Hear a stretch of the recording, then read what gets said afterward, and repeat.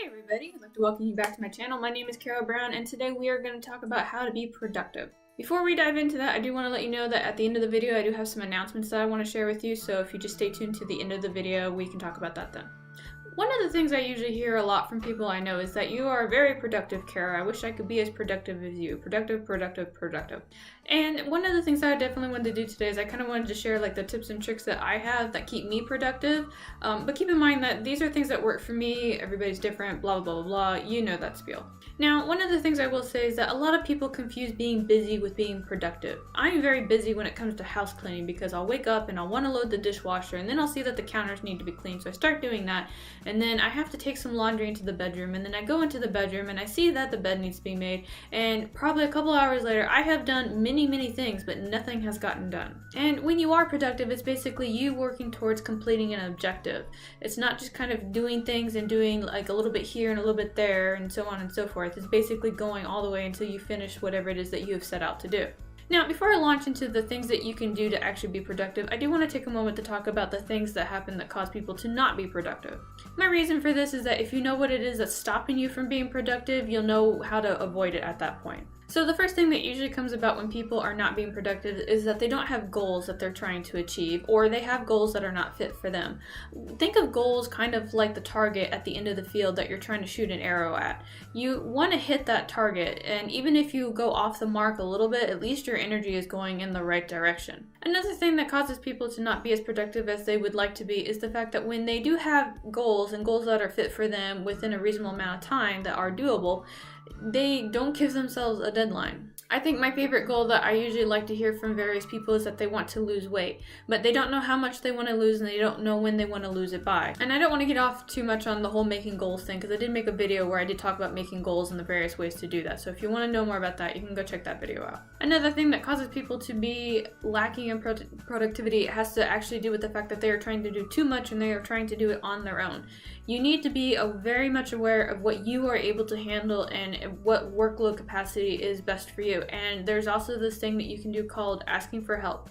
Usually when you're working towards something and you reach out to reliable people who you know will be there for you, they will actually come and help you. Another aspect that causes people to not be very productive actually has to do with the work location. Frequently people will work in a place where they are comfortable, but sometimes that does not mean that they are going to be productive in that spot. Some people can be, some can't. I can't write in my bed because that's where I sleep, and writing in my bed where I sleep, it feels kind of weird for me. And the same thing actually has to go with my gaming computer, because I cannot do my work where my gaming computer is, because that's my leisure area, you know.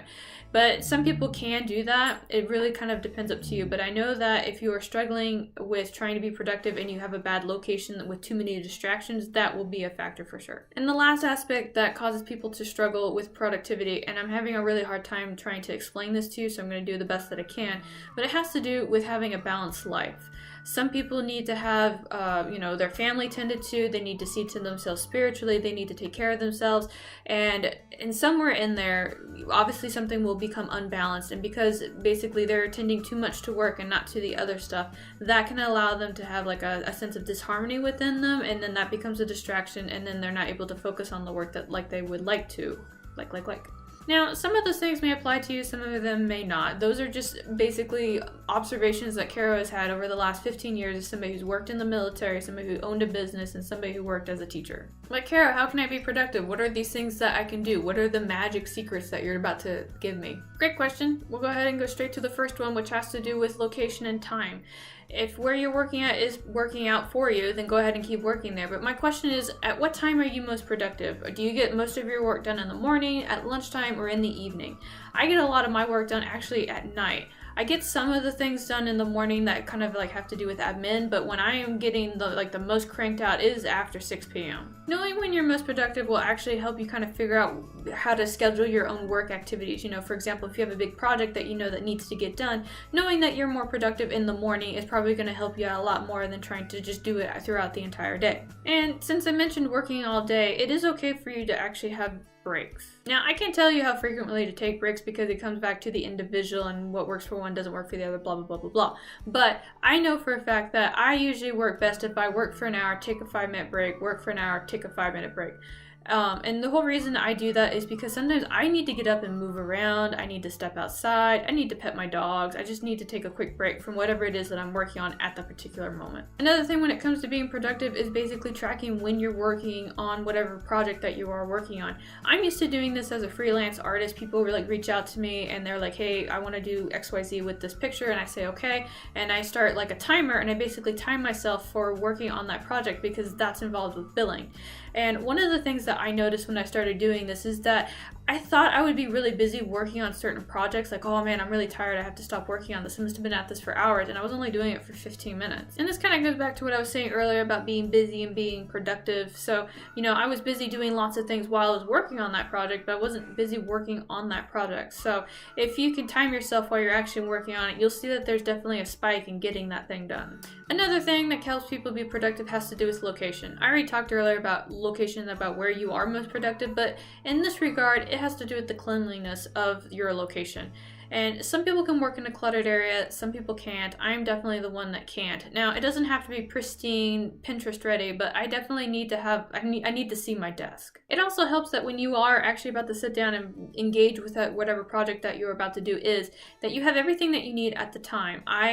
When I was in the military, I would get so frustrated when it was time to work on something with somebody else, and they would have to constantly get up and go back to their desk and come back, go, come, because they kept forgetting to bring all their stuff. And we would literally waste anywhere between like 10 to 20 minutes waiting for everybody to get all their stuff together when we could have already been working and finished before lunch, and then I wouldn't have lunch, and then I would be hangry, and nobody likes that. Music is another really good tool for helping people stay motivated. My only advice to you is to be careful about the rabbit hole that you will fall into once you start hearing your favorite songs pop up. It's way too easy to stop what you're doing and either dance or go find more music by that particular artist.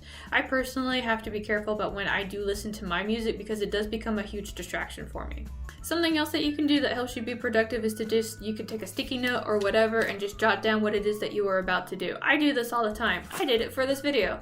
And the reason that I do that is because it kind of keeps me on track, and I can tick off little things as I go, so that way I can kind of get a sense of satisfaction as I see that I'm very steadily completing everything that I've set out for the day. Now, one thing I will tell you to do when you do make this list of things that need to get done is that you need to follow the KISS acronym, which stands for Keep It Simple Stupid. Do not overplan what you're going to do that day, because if you do that, you're going to be spending way more effort trying to figure out what you're going to do than actually do that. And I can say that with absolute confidence as somebody who is an overplanner.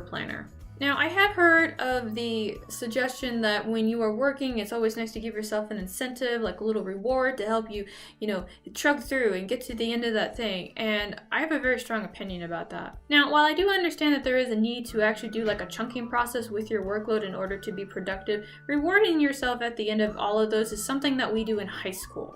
As a writer, your end reward is actually getting your book published. So everything that you're doing, the blood, sweat, tears, is all for that moment. Actually, now that I'm talking about this, I have a lot of strong thoughts on this, so I'm just going to save it for a rant video later, and we're just going to continue on with the rest of this productivity video. Now, the last thing I do want to mention when it comes to all these things about being productive isn't actually about being productive, but it's the fact that shit happens, and you should not beat yourself up because something suddenly came up that you had to go and handle. This refers to a thing called priorities. If your kid is sick and you have to go pick up your kid from school and take care of them throughout the day, that's the priority that you need at the moment. Your word count can wait. Your kid is a little more important. So now that we've gone ahead and we talked about the different strategies and ways to be productive, I can definitely talk to you about some tools that have to do with being productive. Now, for all of you tech haters that don't like using things like apps, there are a few options for you. First one is going to be a pad of paper. It's antique. We've been using this for years. You basically write your list on here and you check it off as you go.